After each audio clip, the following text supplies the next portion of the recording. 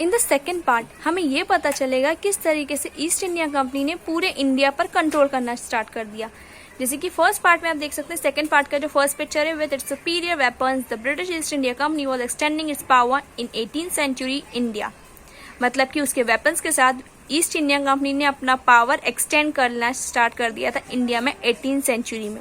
Okay, as you can see this picture, this the picture, this the map of India during 1765, and all the yellow part it belongs to the Indian princess, and only the pink part, which is now is we can say that Bangladesh and West Bengal, and here are some territories of Andhra Pradesh, it belongs to the British territory.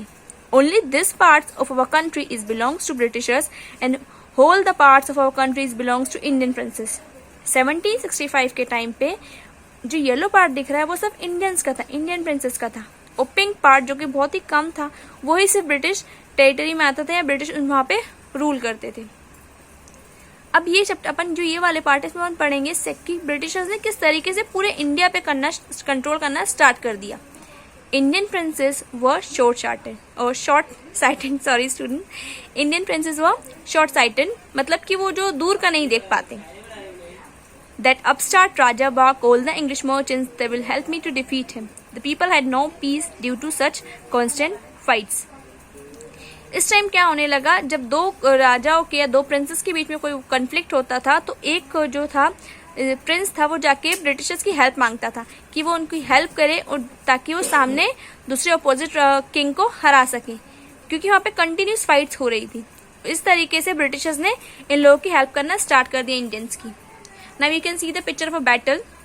The rivalries helped the East India Company and it could easily subdue Indian princes one by one. अब क्या होने लगा, east India company ने rivalries को यानी कि opposite को help करना स्टार्ट कर दिया। जिस तरीके से वो एक एक करके एक एक इंडियन प्रिंसेस को अपने रास्ते से हटाते चलेगा और इस तरीके से इन्होंने कंट्रोल करना स्टार्ट करना शुरू कर दिया था।